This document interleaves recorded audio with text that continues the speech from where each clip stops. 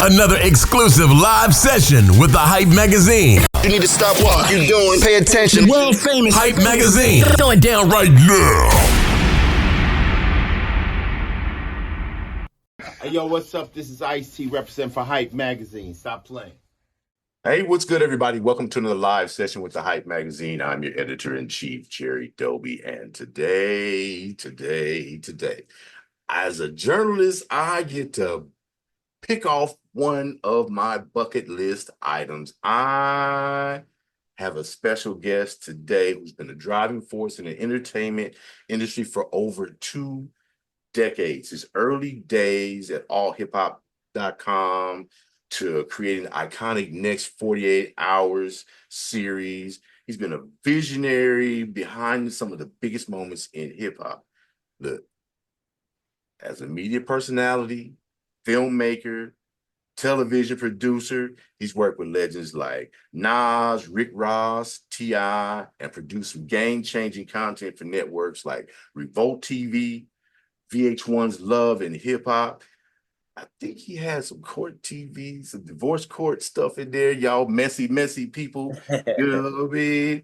And he's also the mastermind behind AGA Agency and AGA Films, where he's funded over $1.2 million for artists and filmmakers. So I want you to please, I don't have a sound effects guy. Do it like this. Nori, shout out to Nori, for your, please welcome the prolific executive producer and creative genius that is Steve Raze. My brother, that is a hell of an intro. How you doing, my brother? I'm amazing. Life be trying that BS, but I'm always going to be amazing. I'm glad to have you. I'm glad to have you, man. Thank you for having me, my brother.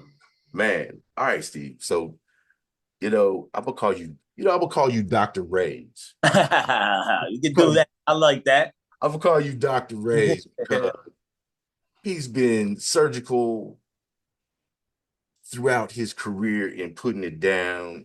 He's been incisive with the cuts as he lays out the stories and the narratives from the culture of hip hop and relationship TV. And then, of course, like I said, you messies over there at Divorce Court. Man, look, Steve, you've been Dr. Raze. You have been a pivotal figure in the hip hop scene for years. Thank you. What originally drew you to the entertainment industry, and how did your journey begin? I mean, honestly, brother, first and foremost, again, thank you very much. I was born in the great state of New York. I was moved to I had no choice. I was a year and a half. My parents moved to Delaware, so I was raised in Delaware. And the thing about Delaware, it's a great place to raise a family, but it's difficult when you're in the entertainment business. So I always had this bug, man. When I was 15 years old, I'm sitting here watching TV. I'm working at, God rest Chili's, but I think they're going bankrupt now. But I worked at Chili's. I worked at, all these little fast food restaurants and making some bread. The first thing that I purchased was a television. And I planted that TV. That TV's in the corner now to this day. But I bought a TV and I used to be amazed by the content, watching The Wire, watching just crazy shows growing up.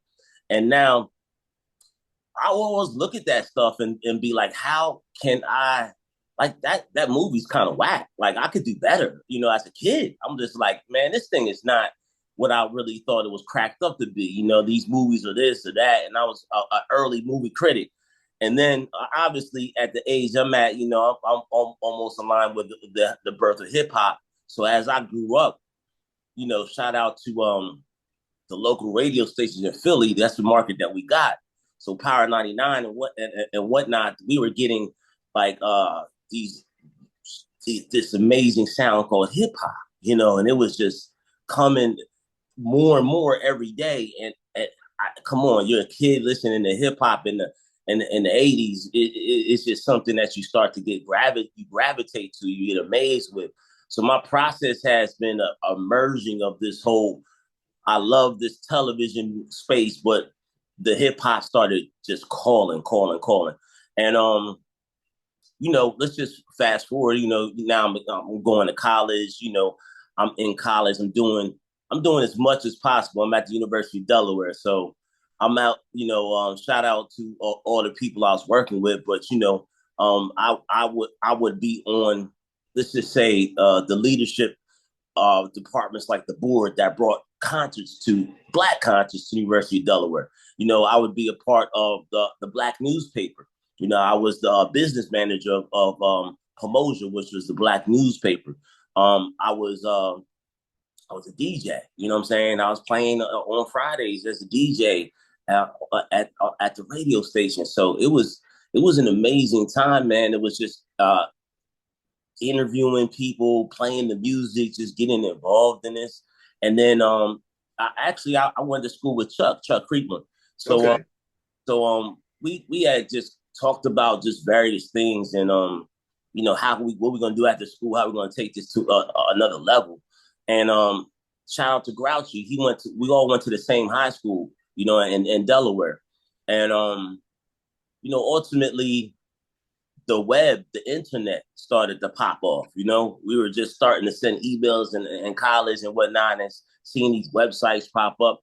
And then we saw that as the future. It was of course the source and all these periodicals were popping, but I wasn't, just so you understand my history, I wasn't an English major. I wasn't into any of that at that time. Chuck was the journalist. He was the English major and all that. And I was like this, like I said, I had the heart into the visual side. And there's, just so everybody knows, there's so many opportunities in this hip hop space. You can hold a camera, you can write, you can direct, you can do so many things. And I found, my calling eventually.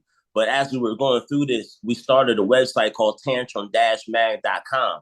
And it was just a website that was reporting on working with hip hop. And then eventually, Grouchy had AllHipHop.com. And we were like, why are we competing? We're all from the same area. Why are we competing? Let's merge and join forces. So back in 2000, I had accepted a job, and I started moving in the technical space. So I accepted a job, and come on, this is 24 years ago, bro. I was making 60,000. This was 24 years ago. I had a two-way page, a cell phone, and a laptop, and I was supporting websites like tennis.com, Rydell. I was building web servers. So I ultimately left that space, moved to New York, and started my own company. It was called Imagine Access Consulting. And then let's say around 2001, 9/11, I had a company. I was outsourced to a Fortune 500 company. I had about 15 employees. We were doing a Windows 2000 rollout for a Global Crossing as a Fortune 500 company. I'm still mad at you for Windows 2000. I hate it. but of course, my technology side, I was like, man, this is a dream opportunity. Just getting, man, come on. I thought I was making bread at the company that brought me to New York, man. I had my own company, so I was billing out at $75 to $100 an hour, and I was just 2 cars living in Brooklyn, just doing my thing. And then 9/11 happened. We were 3 blocks away. Now we would roll out the computers late at night. So this happened in the morning, but I had 2 full-time employees that were working there, and trying to get on the phone with them. The towers fell down. It was crazy. My boys, Max, he got covered in the soot, and everything that happened at that attack. And of course, man, the economy fell out. So within 3 weeks, we went back to work. In another 3 weeks, the company kind of bellied up. So I'm sitting around like, all right, I have this technology background, but I still had this itch. Like I still had this, it wasn't too long ago. I was interviewing people like, Big Pun, and just doing like amazing things, just with the Tantrum Mag, and even with AllHipHop, just doing some journeys with them. And then I looked back at AllHipHop, and I saw they were on like a $9.99 webpage. And I was like, guys, I could build you a web server, so I actually built AllHipHop.com's first web server, and that allowed them to make money, allowed them to serve ads. That's how you make money on the web space. You can serve your own ads and own your own web space. So with that being said, that put them into a level of profitability they never saw. Also, at the same time, I built a streaming server. So the streaming server allowed me to stream music and videos. So, because I saw the vision, this was like 03, 04. I was like, bro, we need to be on the cutting edge of what this technology is today. And at that time, it was 56K connections. It was horrible. But there wasn't too many websites that were streaming interviews. So ultimately, I got us in a position where we're interviewing Cameron, Fat Joe, and various people that you can only see on MTV, BET, the television shows, or you could go to BET.com and start seeing these videos. And then you could go to AllHipHop. So when we were competing with the big dogs, like those were the big dogs back in the day, volume.com, just SOH. Yeah, you know those, remember those. So it was like we were instantly getting into this category, started getting and raising our profile. Back at that stage, streaming audio, like getting those MP3s, meant that people didn't have to download on AllHipHop. It meant that I could not only monitor how many people were streaming the Fat Joe song or whatever, but then they could stream it. So then they could just listen to it. They could listen to it, not really on the phone, but on their laptop at work. I'm sitting there looking at statistics, and people at the schools. We were killing the schools, man. Atlanta school system, New York school system, LA school system universities there. I just started seeing the trends, like the youth were on to AllHipHop every single day. I saw the statistics. I built the web service. I see where everybody's coming from. And I started analyzing these trends.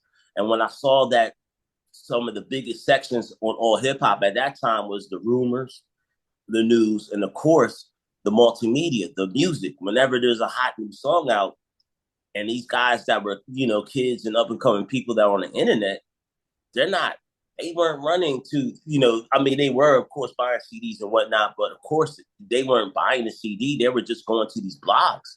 At this space, the blogs we're in the blog era now. So the blog era was pre-Instagram, pre-YouTube, pre-Twitter. The people that had to get information had to go to the blogs. And so the more powerful your blog was, the more powerful you were in the business.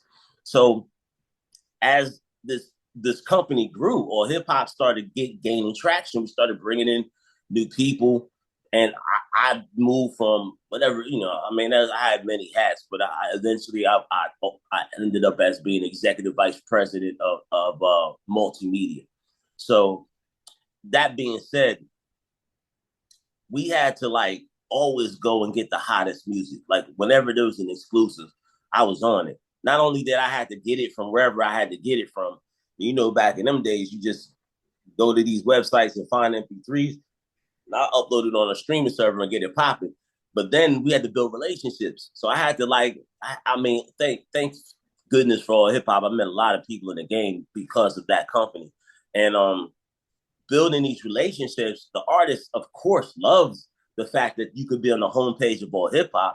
They loved that you were streaming their music. They loved all these things. And then we built these great relationships, especially me, because I wasn't on that breaking news or rumors or too much. I was just putting up the music, you know what I'm saying? So they loved it. So they're like, oh, I want you to break this record, break that record. So, break is a term that, I say in the internet space, but they were putting it on clubs, on radio and online. So I would help in my little contribution to put as many big records as I can online and help these artists. Artists will hit me back and tell me so many things. Up and coming artists, because my section, you got to keep in mind, I was also the editor of the Breeding Ground. So the Breeding Ground was, you couldn't be signed in my section. You had to be super hot. Think unsigned hype, think all that area, those areas. So think Wiz Khalifa, this era, Wale, Nicki Minaj, French Montana, all of these people you weren't getting on the Breeding Ground until you spoke to me. I never did. And keep in mind, Jerry, I probably can count on two hands how many interviews I actually sat down and wrote. I was the editor, so I had a bunch of people writing for me, and I'll just check it over and make sure it was dope. But I had some of the hottest artists in the game to this day. That's like Nicki Minaj. That I would be on the phone with her for hours. Shout out to Nicki. She was just getting down with Cash Money, Young Money, and we were just having all kinds of things. She was telling me, can I rap with a British accent and all that? She was telling me this back then. I was like, hell yeah. I was like, you need to do everything as creative as possible. Break these trends and kick down all the walls. And she did that. Right. So being involved into those areas, that will probably be outside of the first milestone. I'll say is building and empowering AllHipHop to get and create their own money and wealth by building a web server because I had the technical background. The second thing was building a streaming server because I had the insight. Then the breeding ground. That right, of course, running that multimedia section was heavenly, but then the breeding ground, breaking these new artists that are now superstars today. That right there to even have a hand texting Wale when Wale had Nike Shoes remix with Lil Wayne. I was like, oh, bro, I need to get you on breeding ground. He would tell me, he'd say, yo, I was sitting at DTLR texting you while you were telling me about setting up these interviews. This is how important you were to in my career. I mean, to hear these artists tell me that is just amazing. To hear artists say that you put me on a breeding ground and now I'm getting 1,500 a show. My song is getting played in radio. That I'm getting booked all over my area. That I saw the power of what putting an up and coming artist on AllHipHop did. Of course, the big name artists too, but it was just like it was that gave me a better understanding where AllHipHop was in the landscape. And man, I'll go through a little bit more up to matter of fact, I can run down the whole history. I don't know if you have any questions, but I'll keep moving. I'm sitting here marking off stuff you already answered. Okay, perfect. So let me move to 48 hours was the next benchmark, right? So 08, that was the that's like I said, a lot of those breeding ground artists, 08, 09 in that era. But the bottom fell out in the economy. They remember the housing market and whatnot. So AllHipHop laid, let's take this back to like Jerry, we gonna go there. I'm gonna give you everything. All right. I'm gonna be quiet. AllHipHop, first and foremost, we were doing, was it around then? AllHipHop Week, where I'll get to that. I gotta remember the dates, man. It's fuzzy after 15 years, but we were doing AllHipHop Week. But at that time, 08, 09, the bottom fell out and we had a meeting. Everyone in the company was called in, and one by one, everyone was let go. You know what I'm saying? And it was like crazy times. But you got to understand, I went to high school with these cats. I went to college with these dudes. So I was just like, look, I'll contribute still. You don't have to pay me. You know what I mean? But at that time, the next day, the day I was laid off from the company, shout out to Harry, the sheriff. He had Jump Off TV. He was in New York, but he's from England, from London. And we were trying to figure out what can we do together on AllHipHop. So the next day after AllHipHop laid me off, I had a meeting with him. I kept my meeting. We just said, look, let's do a series. And we don't know what the hell it is. Let's just, now think of it. This was 08. There was no camera phones, right? The only crews that you have were TV crews called MTV or BT. And they were coming out doing your video shoots or whatever. And then that was a big deal. Not even the Source had video cameras in 08 that was actually filming you and putting your video on the Source. They were just maybe doing pictures or whatnot and just doing behind the scenes. So my eye was like, here's my 15-year-old eye watching TV on my nightstand. Let's film these dudes every step of the way when they release an album. We centered and I'm not going to give it the name yet because I'll tell you who actually gave the name out. But it was like, what do they do when they leave Hot 97? What do these artists do when they leave at that time 106 in Park was popping? So what do they do when they leave 106 in Park? What I can see on TV, I can hear on radio what they're doing. I want to be in the walk. I want to be in the car. I want to be in the club when they're doing their release party. So let's follow them.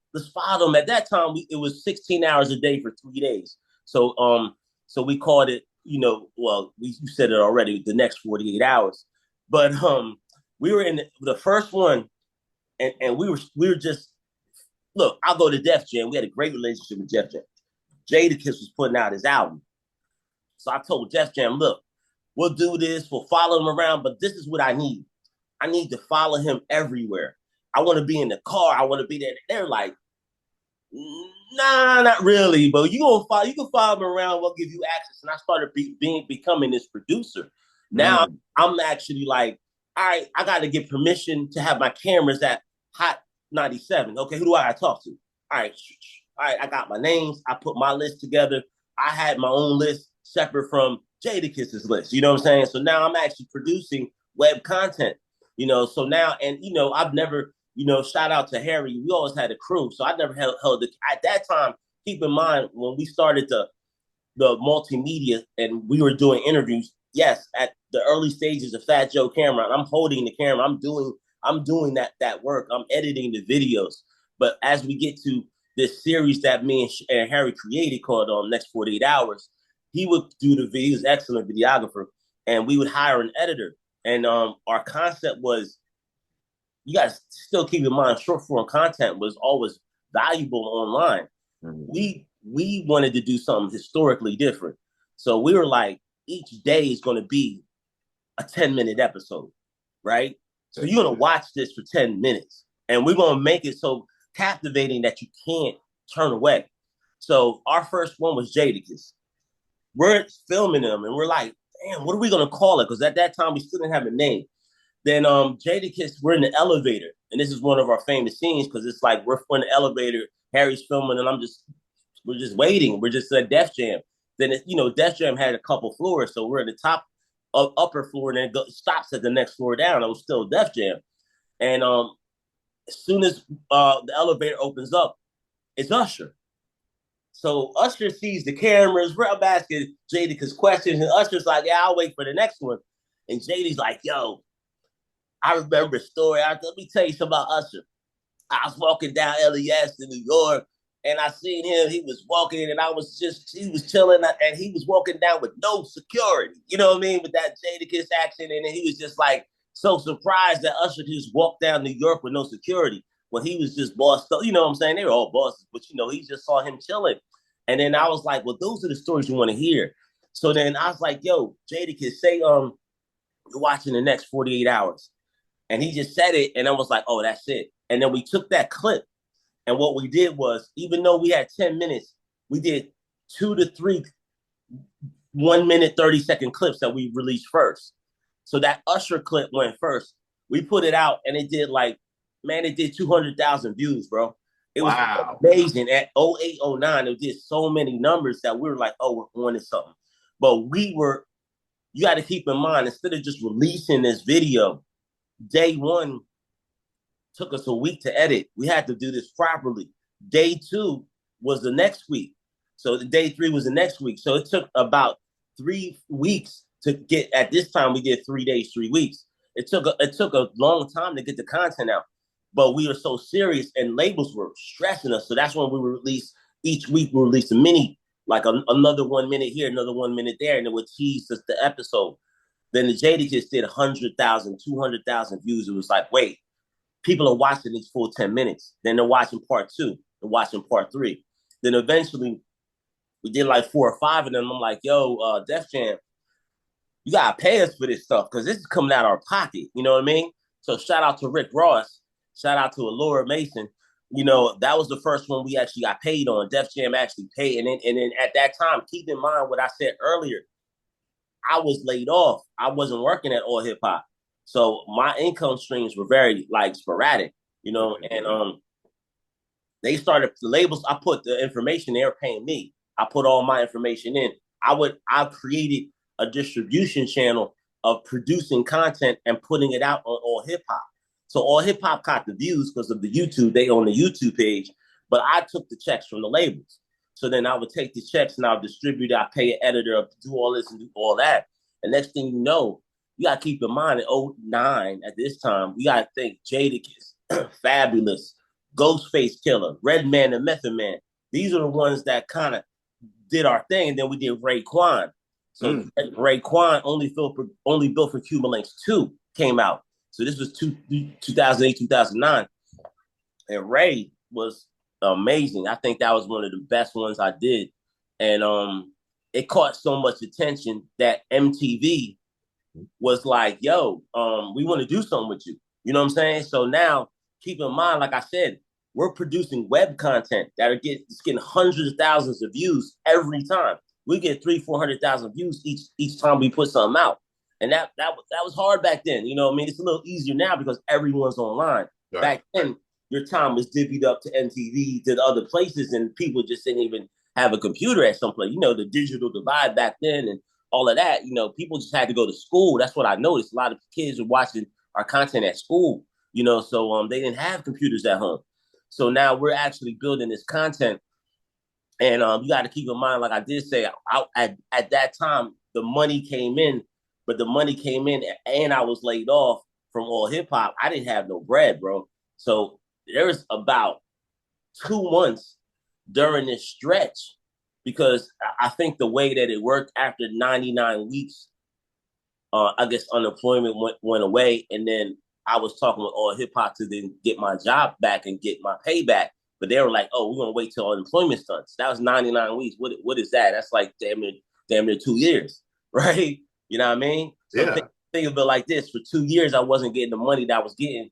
And keep in mind, you know, in my space as an executive, I was doing pretty good back then. You know, I was getting over 50,000. You know what I'm saying? So 5 bands a month, I was getting 60. So, you know, I was doing good. So missing that money definitely hurt. You know what I'm saying? Yeah, no doubt. Yeah. So of course, at that time I started Tantrum Productions. That's how I first got into this space. Tantrum Productions produced all of the next 48 hours. So now I have my own production company.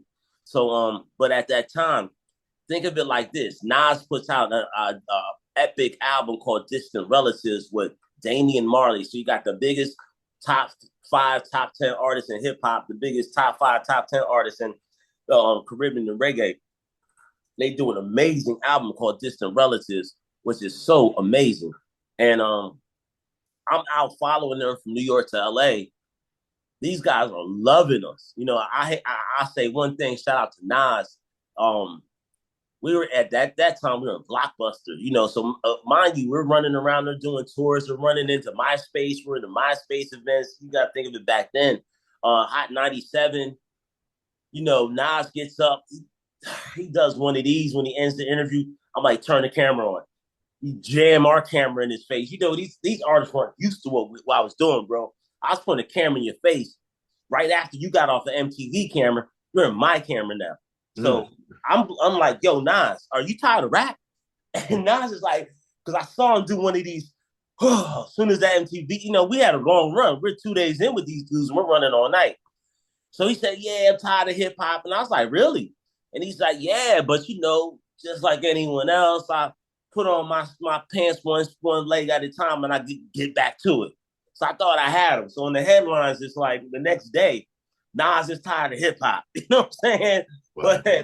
But Nas is such a vet, he cleaned it up in his answer. So you know how the headlines go. You want to have the clickbait, you know what I mean? So I had the clickbait, but I caught Nas. He knew it. You know what I'm saying? Not knew it, but he knew. He knew that I was after him.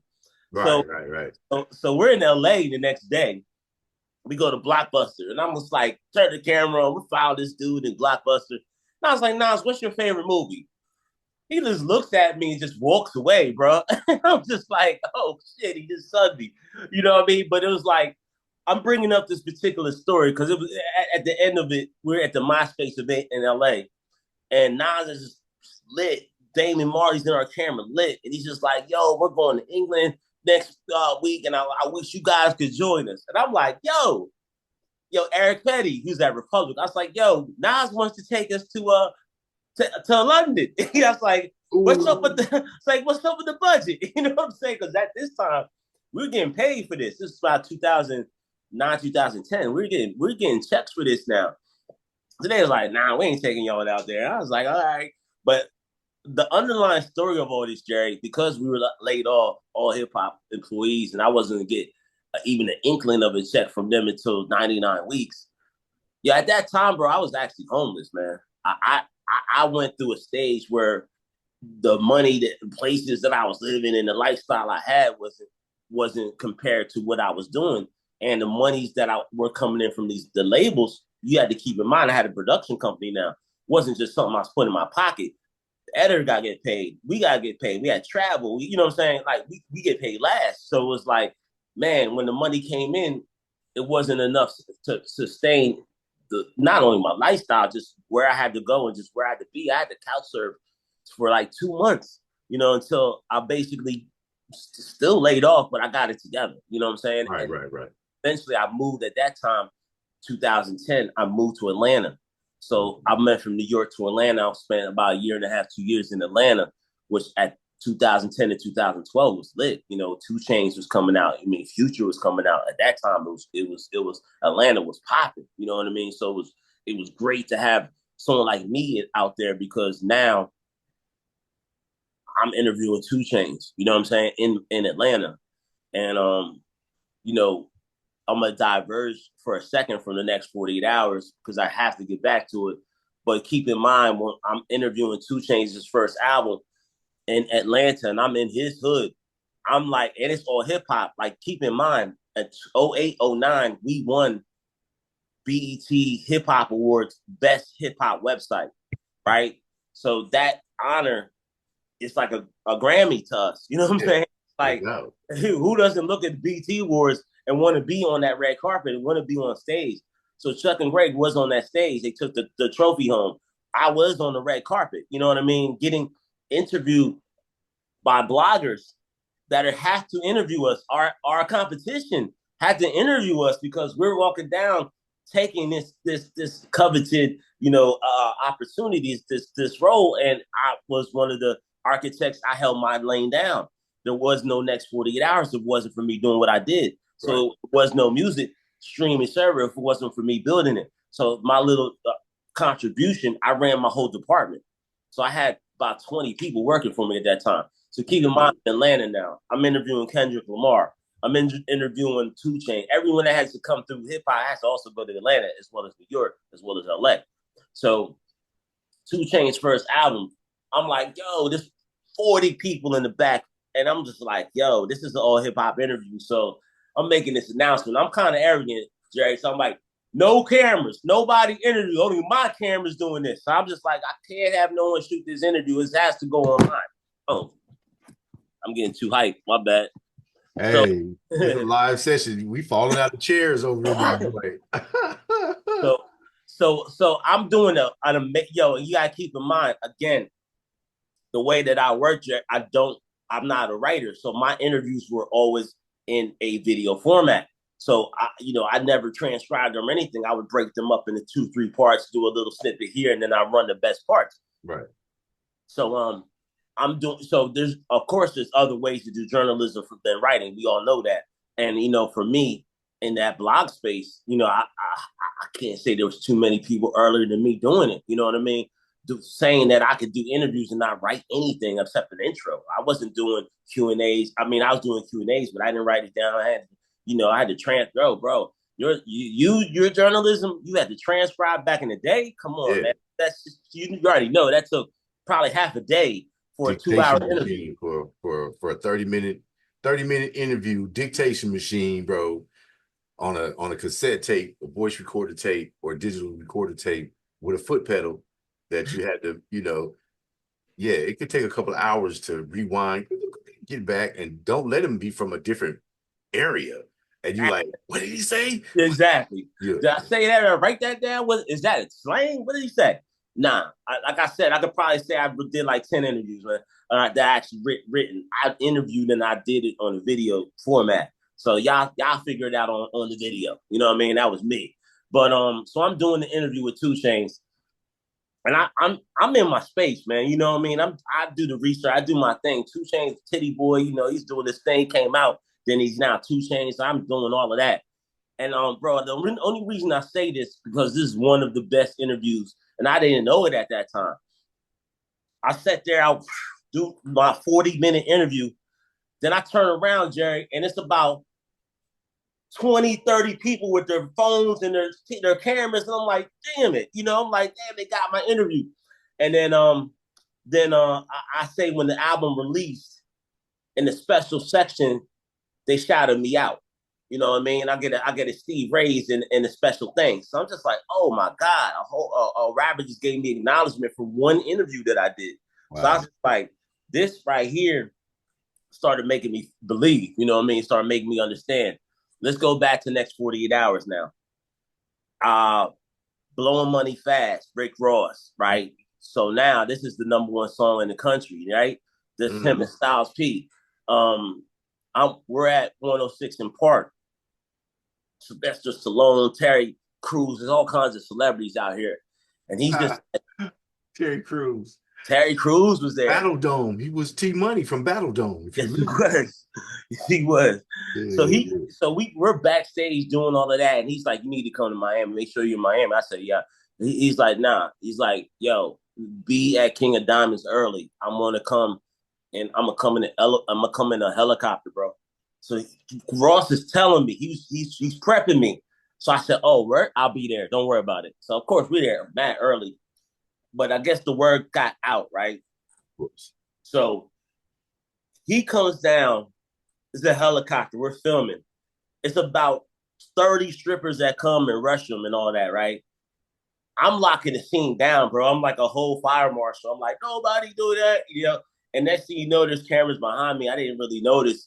But because, you know, we're the first cameras. We're next, you know, we're AllHipHop next 48 hours. We're in his face, and he allows us to walk in with him. So everyone else has to wait outside. Bro, the next day, I'm on World Star, right? So World Star's camera's right behind me.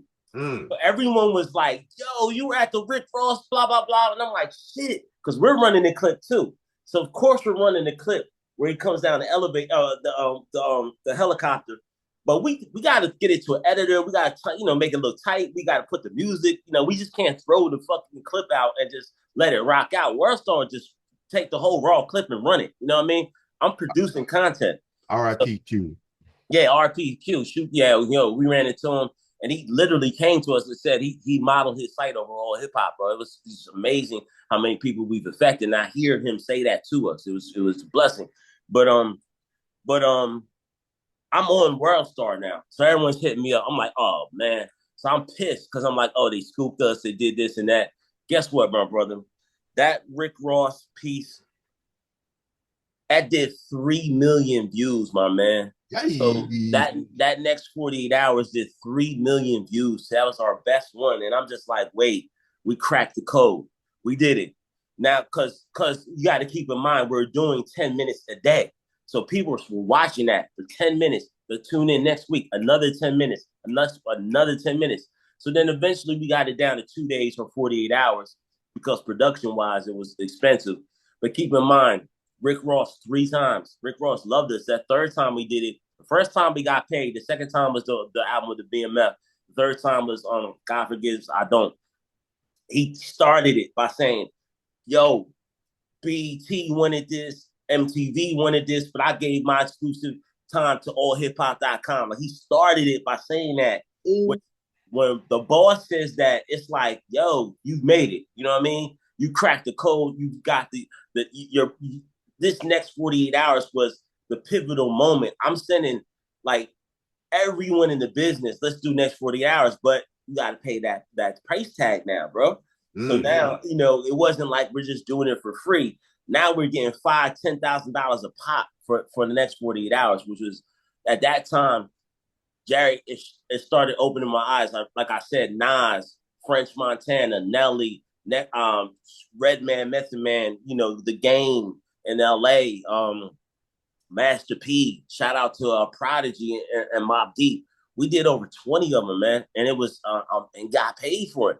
So not only is now I'm moving back into AllHipHop, right, and getting paid. Now I have my own production company and I'm getting paid through this as well. So now I'm like cracking another code. Now pushing, you know, avenues in the web space that I've never seen, you know, financially, clout, you know, everything, bro. Like people are coming to me. And I remember in the early days, it was like, and I had no idea how these people knew us because Twitter, I guess, whatever. We walked down and be like, yo, that's that guy from AllHipHop, right? And we were like, oh, that's dope.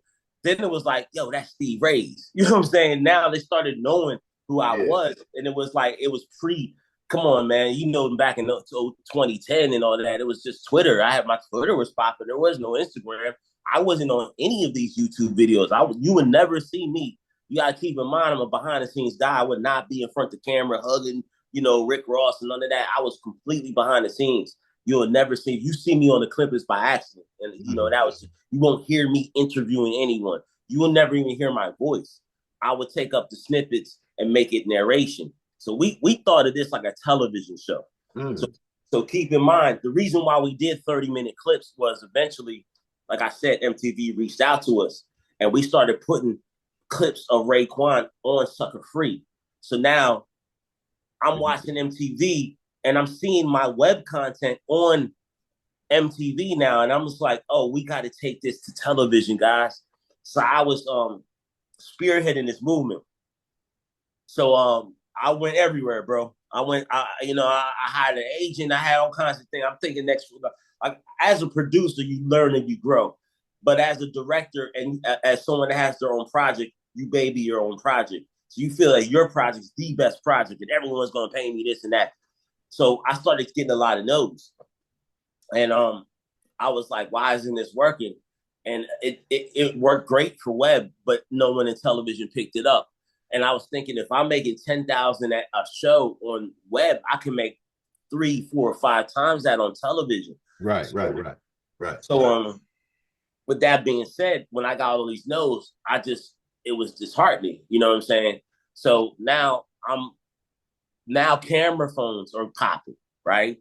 Now everyone got their own camera. You know what I'm saying? It wasn't the film crew. 2012, everyone had the whole film, cameras, phones, and they're doing all kinds of things on their own. They don't need all hip hop now. So now, as technology grew, it changed and it whittled us out. And that was also some of the reasons why that didn't work. Because, damn, Ross's camp, like Wiz Khalifa's camp, is already doing this. Mm-hmm. He has a Day in the Life series. So why do we need to pay you guys? You know what I'm saying? So we were now competing with our own artist content. Mm-hmm. But I was asking the questions.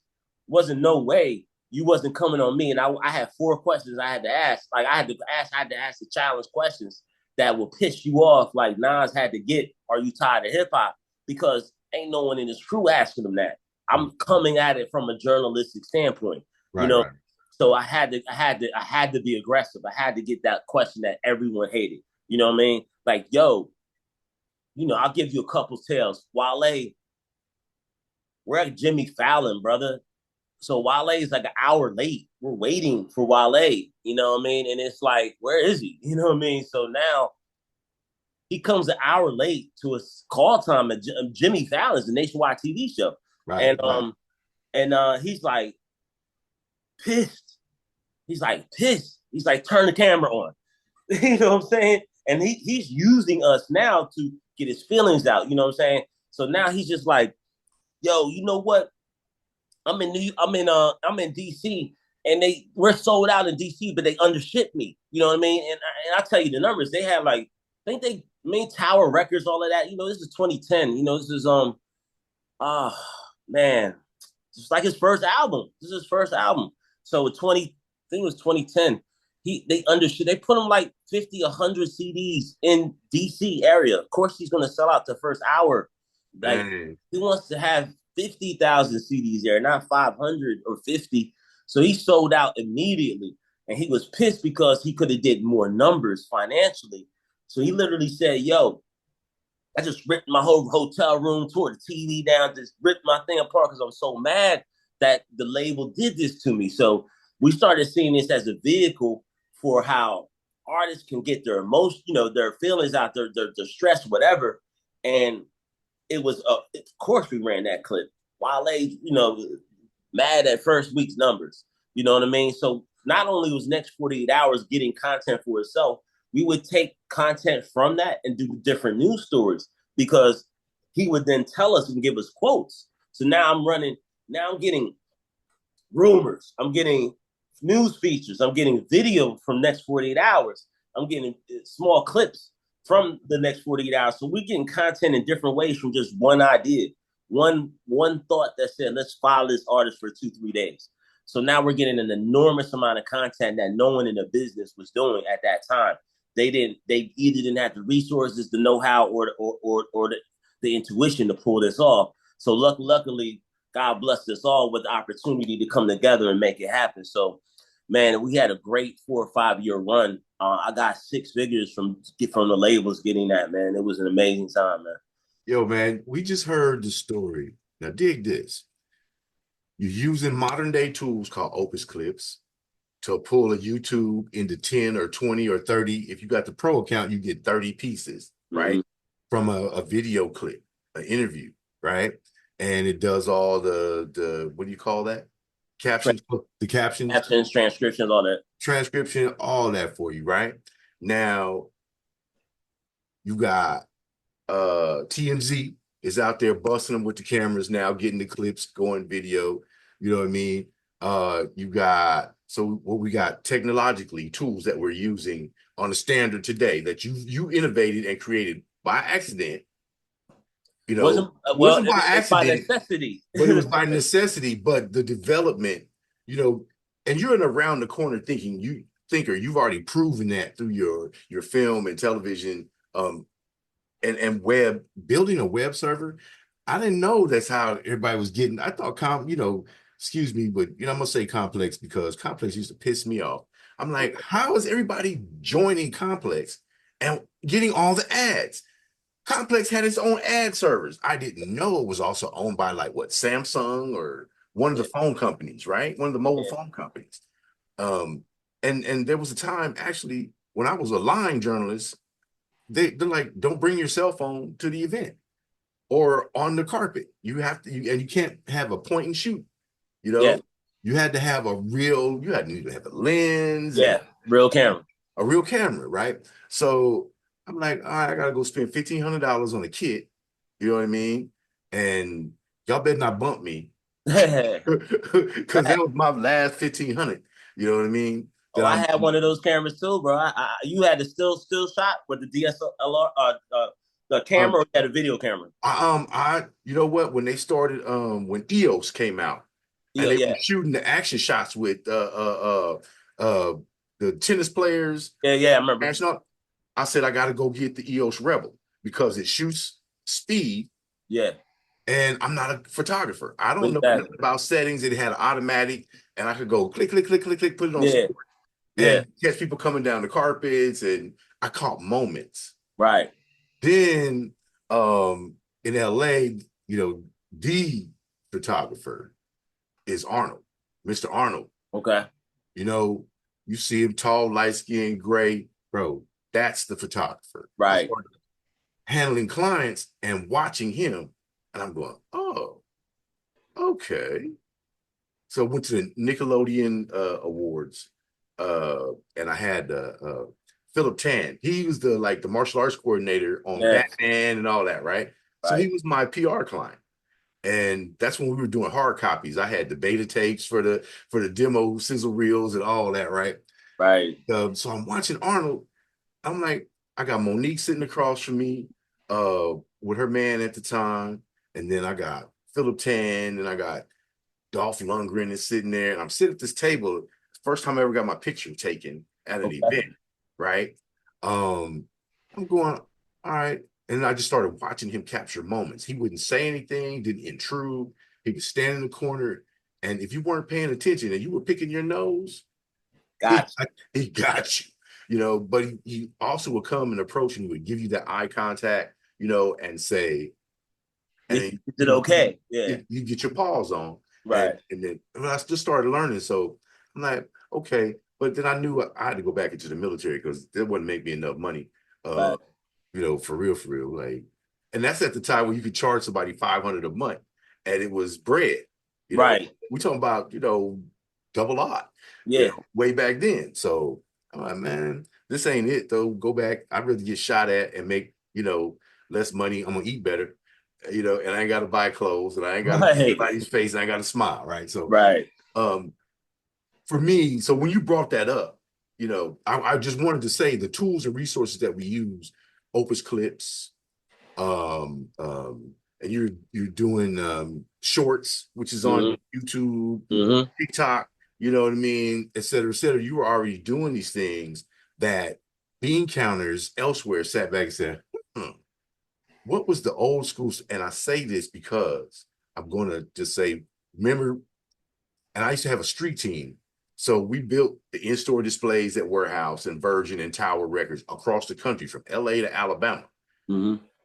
When folks used to come and do in-store performances, you know, when people moved the guerrilla tactics that we were using back then as survival skills and to differentiate ourselves from the different crews, they're making millions of dollars on that now. Yeah. You shooting Absolutely. What one clip, 10 minutes every week, you airing it.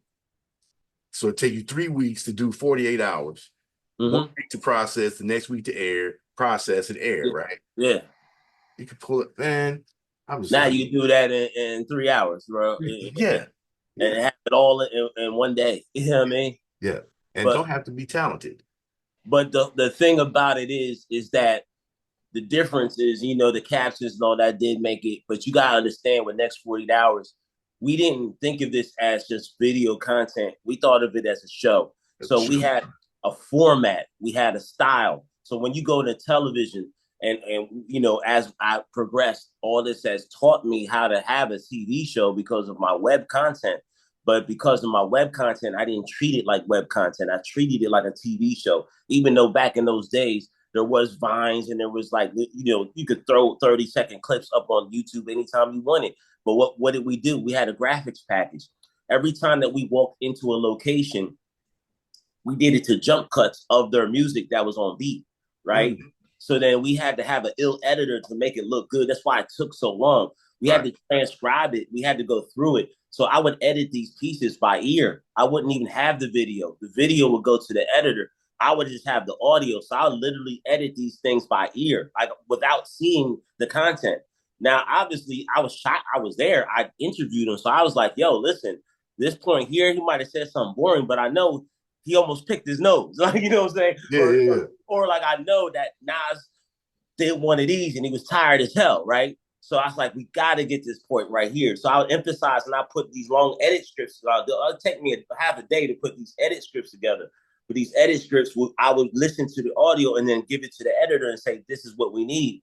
And then that whole software that you said, AI would go through it, chop it up and just spit it out and transcribe it and caption it. And it was like, wait, I'm looking at it now and I never thought of it like that. Like, yeah, of course, this is the things you had to do. But Jerry, these were the things you had to do. You know what I mean? If you were going to take it to the next level, getting on the next level didn't mean you had to be lazy or cut corners. What it had to be is that I demanded it. And you don't think I caught heat from the labels? Oh, we need this up tomorrow. Our album is this, our records, our sales, and this. I'm like, man, I don't give a scrap about your damn album. I care about my work of art. I'm not going to rush this because you need this up at a certain time and you think you paid for it, that this is what you can boss me around. Right. We're still putting the distribution. It's not like I'm giving it to Universal and you're putting it out. I'm putting it out on AllHipHop, so it's on my time, right? Right. So, and you didn't even pay AllHipHop, you paid Tantrum Productions. You know what I'm saying? So ultimately, everything has to go through me. So I did have that final say. Of course, I wanted to work with the labels more, and of course, I wanted to do certain things. So that's why I did the clips. The clips were going to be automatic because from what we were doing in the past, I knew you needed a little clip. I knew we needed a teaser. But then the teasers got more creative because our teasers were doing okay, but now we had to do more creative teasers. So now it started to have our creative juices flowing even more. But you're right. We had to do the camera, the editing, the production, the questions, we had to, I mean, come on, I had a litany of questions each day. I had a new set of questions because you're following me around from 8 in the morning at, 106 or Hot 97, 8 a.m. Ebro show. And then you're going to Power to 106 in Park. You're eating lunch in the car. Like, keep in mind, ultimately, by the second or third one, I'm in the car, Redman and Method Man. They're pulling out bags of weed, right? And they're like, this is how we get down. And I'm like, this is what we need. I needed the footage in the car. They at first they wouldn't let me get in the car. Then I had to demand. Not only am I getting in the car, I'm getting in the trains, planes, and automobiles. I'm getting on everything. Everything. So I was on trains with Wale. I was on planes. You know, of course I went on planes with the artists, but I would get my own flight, and then we would be from New York to LA. And the next day we were there. Right. You know, oh, we gotta get on overnight flight. Bam. And this is before these labels didn't pay us until, you know, sometimes net 30. You know what I mean? I couldn't get paid until after this shit was done. So, you know, I had to put this in our pocket and just go, bro. But that was the whole concept, was if you really believe in the dream and the concept, you're not going to do it half-assed. And now that you created something that no one else has created, you have to then pioneer this into a way that no one else is going to do it. So I had to make a trailblazing opportunity into a situation that took me to television. And because of that experience, it allowed me to understand what producing was. Of course, you're a web producer, but I was doing web content that when we put it together, we did a short documentary with Raekwon. We put all three pieces together, and it was 27 minutes. It was basically a 30-minute piece. So now it was like we were doing documentaries. We never thought of it as web content. We only thought of it as documentaries. You know, now 10-minute documentary, 3 parts, put them together, it's 30 minutes. Then at the end of it became 2 minutes. So it was of it 2 parts. So it'd be like 8 to 10 minutes. We shortened it a little bit. So now it's 8 to 10 minutes, 2 parts. But that's like 16, 20 minutes. You're not playing around, man. That's a lot of work. You know what I mean? And it wasn't like you just put it out there. We had credit rolls. We had shout outs. I had special thanks to everyone that contributed, you know. So it was, you know, you go online now, man, and see it. You type in the next 48 hours with, and then you just let Google do its thing. It's going to come up with 20 different artists, man. It was something no one has been able to do back then. They done it, you know, after, but wasn't like the way we did it, bro. Over 2 decades in the industry, you know, people may have pigeonholed you with AllHipHop because that was the brand that was kicking through hip hop. It was the leadership. But understanding also that behind the scenes there, you're learning every nut and bolt of the industry. You know, you became a video journalist, asking the hard questions, the questions that, you know, oh, what was the hottest song on your album to you? Which one meant the most to you? Stupid crap that beginners, you know, you're out there like, you caught a moment. Nas did a heavy side. Bing, what, you tired of hip hop, bro? Conversational stuff that catch people off guard, natural, not contrived and not setups. Conversational. So, you know, I have watched, you know, these things and these shows, and you, Cynthia Horner, and Torre are 2 of the video journalists, people who have been on camera, that help stylize my conversational instead of Q&A kind of station. You know, break the ice, get them, you know, I don't have as much time or leeway, nor do I have as much patience, because first of all, I'm not following nobody for 48 hours. I don't want to follow my children for 48 hours. Got one left in high school, and it's a wrap. Let me tell you something, Jerry. They have these celebrities have some nice lives, though, bro. They go to nice parties. Yeah. They got a lot of beautiful people around them. Yeah. But I feel you, because then they're the ones coming late. You got to wait out in the parking lot. You got to be the first one there, because our entrances were golden. So if we missed the entrance, we look like, dude, y'all supposed to be following me. I'm not supposed to beat you here. You know what I mean? So it was grueling, man. No sleep days, bro. You wake up, oh, we got to be at the radio station. Remember, guys, we got to be at the radio station 8 o'clock. You know, 7:50, we're gonna be here, and they were there, bro. You got to keep in mind when you start to think about this game, and when you're following them around, even though you may not want to do it, you start to dissect who are the ones that are going to make it and who are the ones that are not going to make it, because those deadlines mean something, bro. Master P, if you say 8 o'clock, he was there at 7:50. Some of these artists that say 8 o'clock, they might be there 8:30, right? You know, on radio. So that meant something. That's just like, yo, this guy's probably not going to be so good. I mentioned one or two, but I'm just saying they all have their own reasons. But my whole point is that the professionals this is a business to them too. So if they're not holding their timelines, bro, Breakfast Club ain't gonna wait forever. You know what I'm saying? We're on Breakfast Club with you. You know what I mean? This is the number one show in the country. So I feel you, bro. It's grueling work. I'm not doing it. I'm spoiled. I have spoiled myself. This is my second career, my chosen career that I have been blessed to make it home to pick up, and I 10 minutes. If you're late, 10 minutes on a Zoom call while I'm sitting there, click reschedule. Can we do it today? No. Pick another day. Here's my calendar link and pick a day that I'm available. But you're an OG now, bro. Your time is extremely valuable. Look, bro, I'm a professor. I'm the editor-in-chief. I admin another 42 platforms. Oof. I have my own streaming television platform.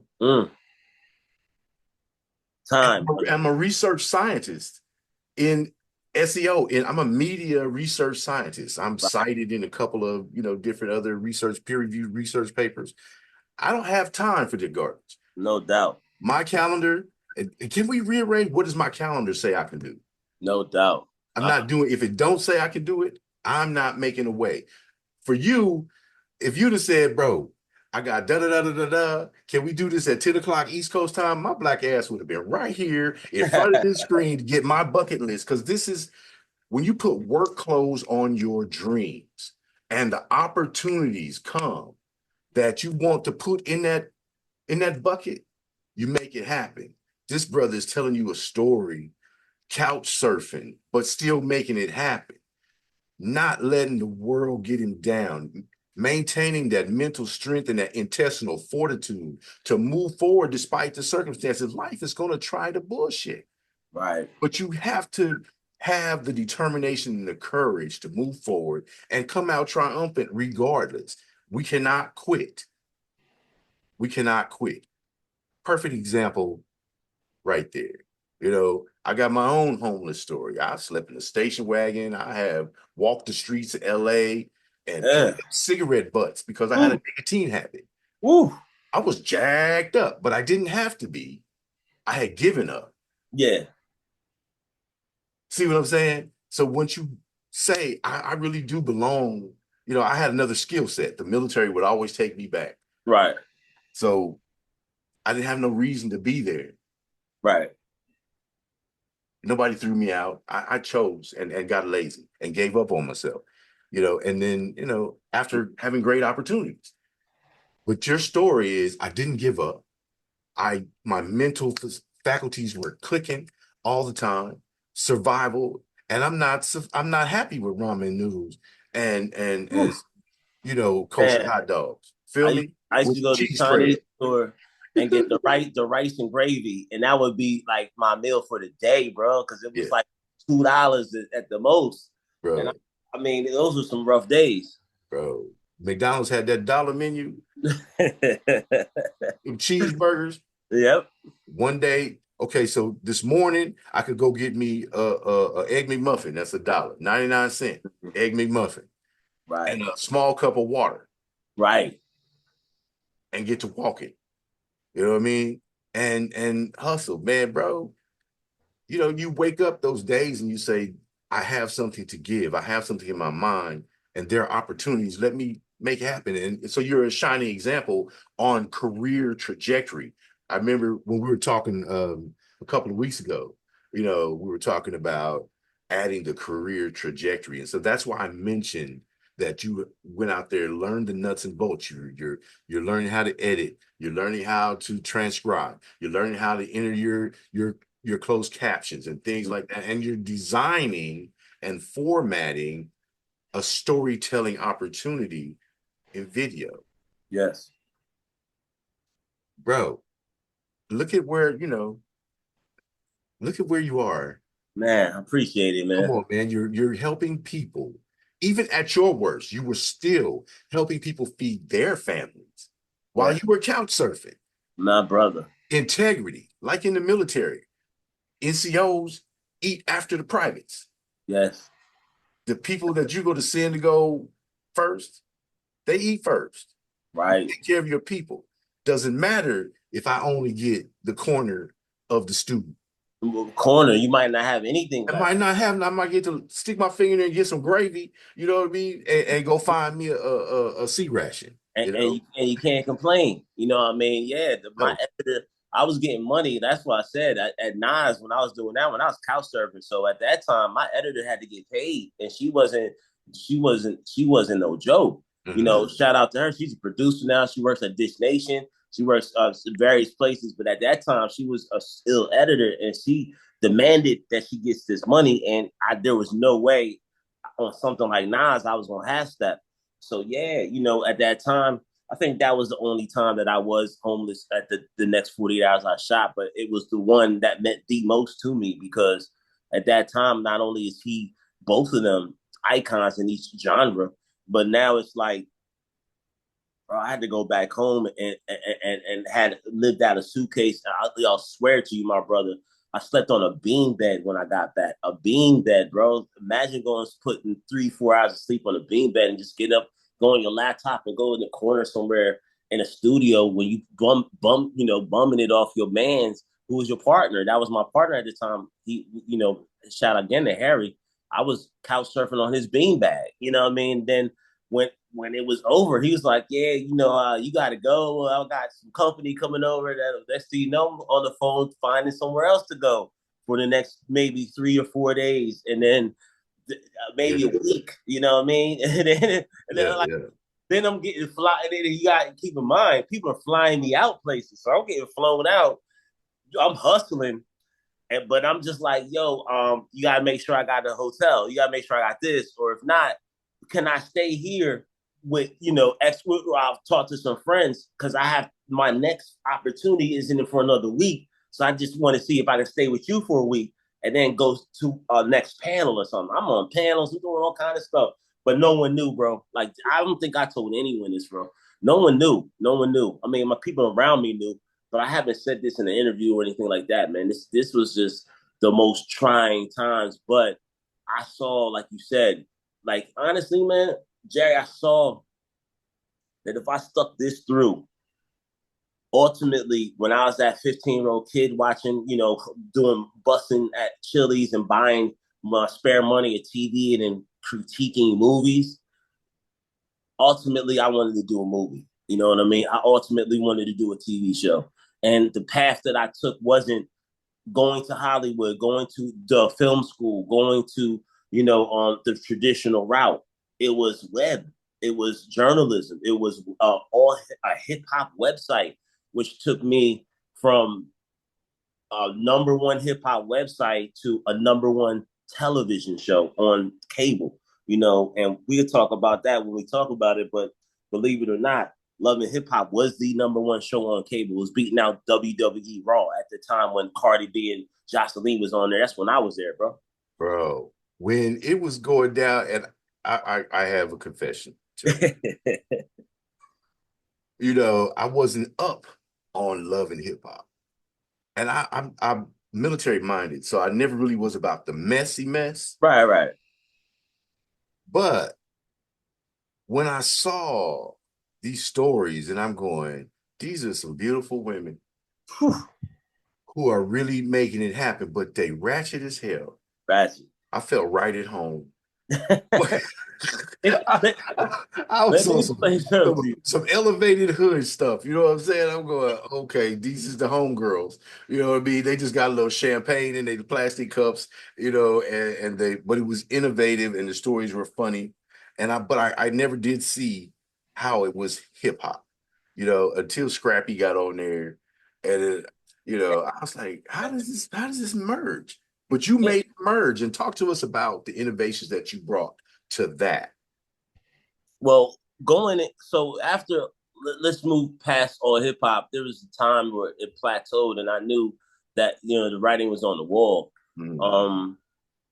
And from the space that I was at, which was, you know, the next 48 hours, that stopped. And I started pitching shows, and the next 48 hours, the show did not work, you know, and to me, it was like, but reality shows were on the rise. And the funny thing is, shout out to Amber, because I knew a lot of people in the business. I lived in New York City. So, the headquarters of these companies at that time was Eastern Production. Eastern was the production company. They were at 26th and 11th Avenue, you know what I'm saying, in New York City. Mm-hmm. So I say all that because I went there and I worked there, you know what I'm saying? But what it was they would call me, and the people that were in the hip hop space would call me and be like, yo, who do you think would be good to be on this show? Because I see you always around. I see the next 48 hours. Do you think Raekwon would do it? And I'm just like, no, hell no, Raekwon ain't going to do it. You know what I mean? Like, hell no. This was a balancing act. Television is a balancing act. I was a casting producer. So to get people on that show, now, contrary to what, first of all, it's a dirty little secret, or your little, I watched Love and Hip Hop and never wanted to admit it, your guilty pleasure. But yeah, that first season with Jim Jones and Cameron was on there. Yeah, that's when I was like, yo, that's what kind of got me on Love and Hip Hop. Plus, I had the love of television in my heart. So, of course, I watched that first season. You know, it got a little ratchet. And, you know, it's ultimately, let me be real, I worked there. So it's a female show. It's a female-oriented show. But with that being said, I was like, I'm going to bring hip-hop back. You know what I'm saying? I'm going to bring it back to the first season. I'm going to bring these rappers that I felt that could make this show better. You know, so when they called me, I was like, yeah, you know, I'll send some people. And then I started getting frustrated because I wanted my next 48 hours on television, but I couldn't do it. So I was just like, let me reassess, you know, and the way that AllHipHop was going was, for me, it was downhill. You know, it was just not, the blog era was, for me at that time, for what I was doing, it was, come on, at that time I was 13, 14 years in the game. So, you know, for me, it was just like, I have, like you said, you had another life. I had to find another life for me. And it wasn't under somebody else's umbrella. I had to create my own umbrella. Right. You know what I'm saying? But I wasn't there to create it at that time. So I felt that if I had to move into another medium from the blog or internet space to television, I knew at the time my best idea, I couldn't get it sold. So I said, let me start from scratch. If I got to, let me work at a show. And it wasn't like I'm working at a peon show that doesn't make any money, bro. I mean, I worked at Love and Hip Hop. It was the #1 show on cable at that time. And on top of that, I was making more money than I made at AllHipHop. You know, so let's be real. This is TV. This is a whole nother game. You know what I mean? So now I'm getting TV money, and now I'm working. I'm giving opportunities to people that would not be able to be who they are today without that format, without that platform. So at that time, I was on Love and Hip Hop Atlanta, and yo, I fought, bro. Like, Jerry, you don't understand. I give my hats off to females, because there's a lot of females that gave me opportunities, and because that show, from shout out to Mona Scott, shout out to Stephanie, shout out to Lisa, shout out to Amber, all these people gave me an opportunity, and you know, at that time, man, I'm on here like, yo, we got to change this. We got to bring some dudes in here. We got to do this. And I'm like, all this masculine energy. And them women calm me down. You know what I'm saying? It was like, this is how it's going to be. If you want to work here, it's going to have to be under these protocols. Just keep in mind, there's stuff at AllHipHop I have almost free reign of, bro. I ran my own division. So no, I really didn't have to answer to no one. You know what I'm saying? I had my own schedule. I had to get up early. I had to do my own thing, but I always did it because it was consistency that proved the winner. When you get into a work environment and you are chilling at home on your laptop, and you can wake up at noon if you wanted to, you know, as long as your work got done, you had to show up at work at a certain time. I'll get to the work stage, but when they were hitting me up, I'll tell you how I got the job first. They would hit me up, and I was like, nah, I'm not doing it. Like, I can't continue to do this without you paying me. You know, at a certain time, I realized I had to get paid. And I said, look, if I'm going to make a stab in this television business. Let's do it with love and hip hop, but y'all got to pay me. How are we going to do this? Yeah, well, we can't hire. Just a whole process and this and that. And I'm just like, well, I didn't understand it because, you know, I'm like in this blog space. They snap your finger and I'm on a new blog next week. So what do you mean? Oh, well, it just doesn't work that way. So I said, all right, I'll do this. Y'all want me to contribute, right? But you're not going to pay me. But you're in Atlanta and I'm in New York. I'll fly out to Atlanta and I'll work with y'all for free, right? Mm. I'll come to every audition. I'll bring on my laptop. I'll take notes and I'll give them to you every day. What do you think about that? And I'll bring some talent too. All right, what do you think about that? And it sounds pretty good. All right, we'll be out here at this time. You can come these 2 weeks.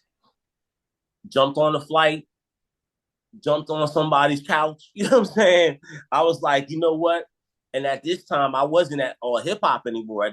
At that stage, I was over with that opportunity, right. And I felt that if I'm going to take this next 48 hours, quote unquote, direction and get into this space, I need to start at a different level. Let me start at as a producer, but let me start as a producer where I could work at a recognized television, nationwide television, world-renowned television show now. Mm-hmm. And but how am I going to get there? I had to get there, and I had to start at the bottom.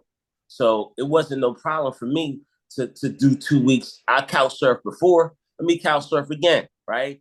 So let me jump on another couch. Let me show up to work and whatever clothes you tell me. I wasn't in the hoodies and all that. I had to wear whatever, a button up and some nice jeans and whatever I find. I'll do that. So then I showed up. I wrote my notes. I could do that. I could,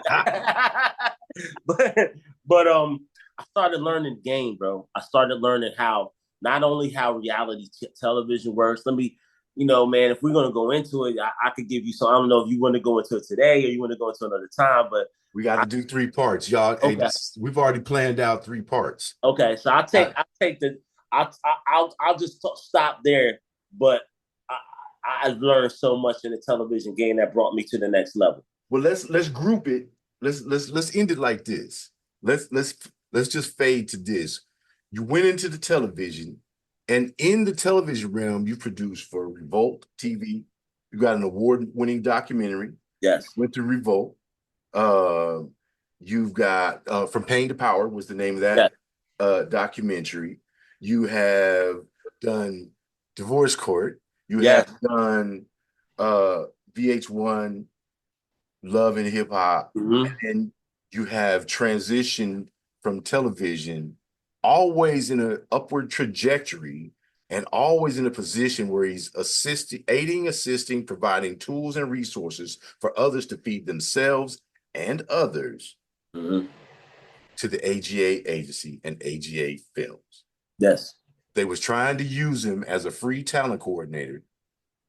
And you know what I mean? And he worked it into a producer spot. Always thinking, always innovating. And on the mental health tip, if you've advanced and you've achieved, make sure you document for yourself your achievements so that you can stand butt naked in that mirror. When you're facing your imposter syndrome, and each achievement is an article of clothing. Put your sock on, left sock, right sock. You know what I mean? Pant leg, draws. Well, draws, then pant leg. Slingshot. You know what I mean? Your white tee, your pants, your shoes, then your crown. And you say, I'm still here. Life tried that BS. I'm still here. Steve Raze. What can I say? Man. Thank you, my brother. It's an amazing thing. And I tell you, mental health is key. You know, you definitely, you don't think I lost my mind, like to a certain point, it's like, the hell with this, the hell with that. I could do this, I could do that. And I was just like, I have a dream. And eventually I wrote my goals on my wall. But at this time, it was just still in my head. And I was like, if I want to do what I said I was going to do when I was a kid and I was 15, I can't stop now. I've come too far. And and the strength that you get, for one, comes from within, you know, and then for two, you start to look around and see that you do have friends, you do have people that's around you. There were people, man, I can't think it's enough people that have helped me, that kept their mouth quiet, you know what I'm saying, that just respected me, and then just helped me. And I've always, there is not a doubt, there is not a moment that I don't give opportunity, even to this day. You know, I got people that I give opportunities to, because it's the give back is real. You know what I mean? The payback, what you give, you receive. You know, karma is real. So you know, shout out to, again, to so many people that gave me, especially females, that gave me opportunities, especially in something like Love and Hip Hop, that has allowed me to become my own executive producer, my own producer on other places, and you know, keeping a steady mind, keeping a steady heart, you know, having a good family, having good friends, you know, and then for one, there is no one that's going to believe in you more than yourself. So if you stop believing in yourself, then that is, you're always going to waver at it sometime. That's not going to, you waver in your faith, you waver in your parents, you waver in maybe your kids, but even in yourself, you waver, but you don't stop. You go back, you reassess, you take account. Sometimes you have to disappear to then reappear. You know, sometimes you have to take a reassessment. You have to take time. You have to take a vacation. You got to do whatever you got to do. But you're going to get into that same skin. You're going to get into your clothes. You're going to brush your teeth. This is all you. You don't go out and be another person tomorrow. This ain't a movie like Freaky Friday. You know what I'm saying? This is real life. So once you started understanding, you start reassessing yourself. You start getting you scratch off your old goals to put in new goals. Maybe those goals are unattainable. Maybe I need to reassess my goals. So my reassessment of goals move from blogs and whatnot to television. Actually, my goals really started when I was like, wait, I'm a kid and I could get into television. That's when I started writing my goals down.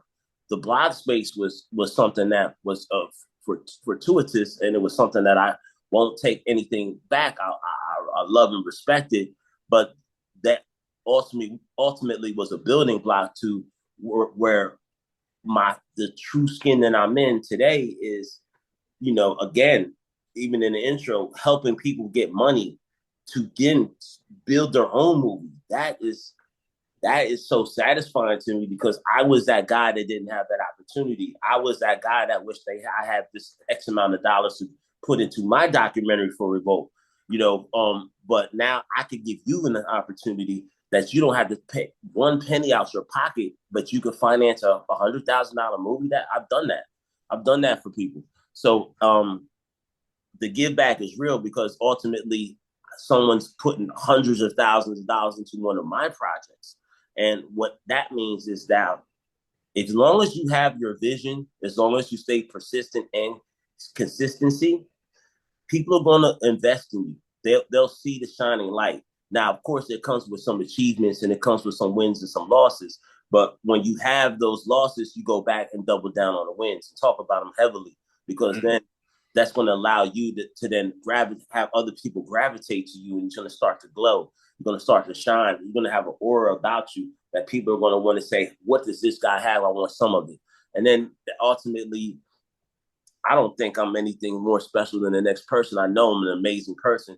And I know deep down that, you know, there's no one like me. But I just know that everyone has what I have in me. Sometimes you just got to dig down deeper. You know what I mean? Sometimes, you know, you just got to stop the laziness, stop the procrastination. Sometimes you just got to. For me, it took me. You know, these walls in the background, I had painted over my walls in my condo and wrote. I put new paint on, which was erasable paint, right? So you can have the erasable markers, and then you can erase it and write and erase and write. I said, forget it. I'm going to paint this wall, and I'm going to put my 6 goals of my life. And it wasn't just my career. It was spiritual. It was community. It was goal oriented, like work goals. It was relationship goals. I had 2 goals for each. And I put those goals every day. And every day I woke up, I saw my goals in front of me as I woke up every day. Then on the other half of the wall, I wrote how I was going to get to those goals in red. So in black was the goals that never changed until I achieved them. Then I put a checkbox next to it. Then in red, I would write how to get to those goals. So one of those goals was to get a television show or movie on the network TV or on a network. And I did that, not Love and Hip Hop. I was working at Love and Hip Hop at that time.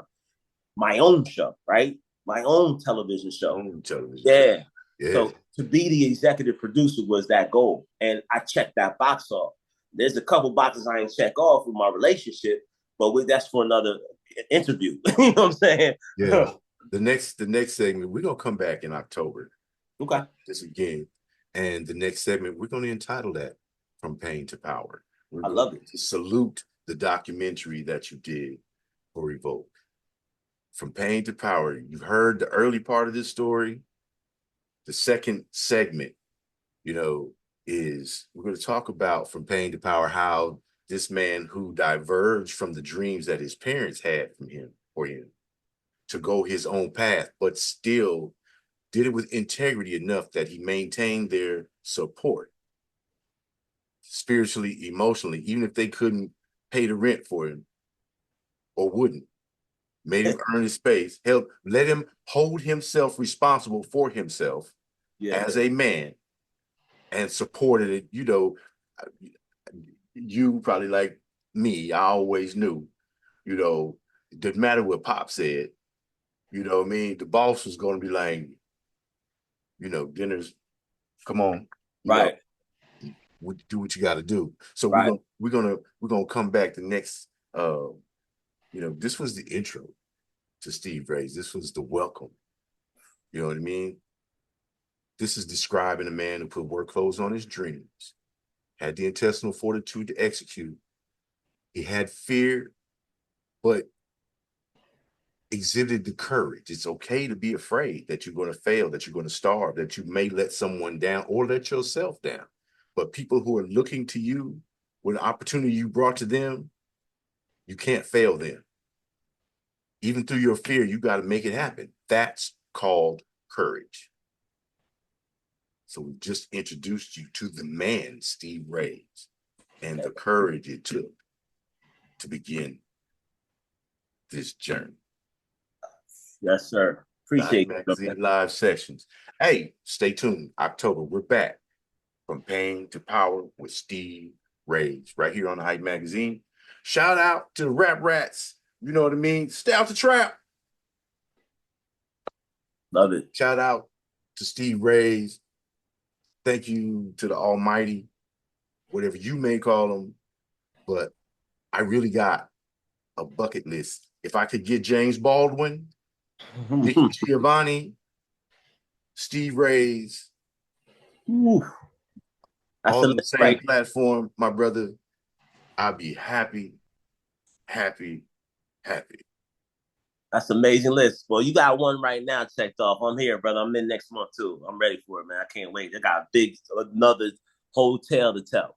Oh, it's going to be amazing. Y'all don't even know. Y'all don't even know. I didn't even get to none of that. Okay. I ain't get to I got to 3 dots. Okay. Jeez. I'm not done. I told you, bro. If I told you, I got you on the mic, it's a wrap. You can just be like, this is going to be something you're going to have to help me push, because we're going to get all the juice out this meat, my brother. I appreciate it.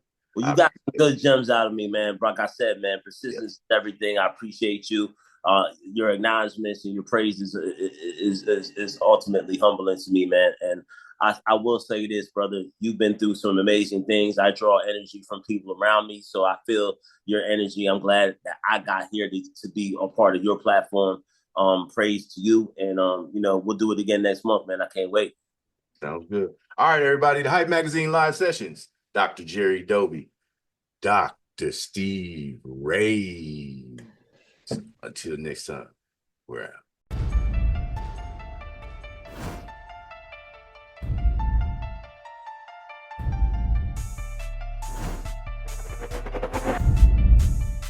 As an artist, we should reflect the time.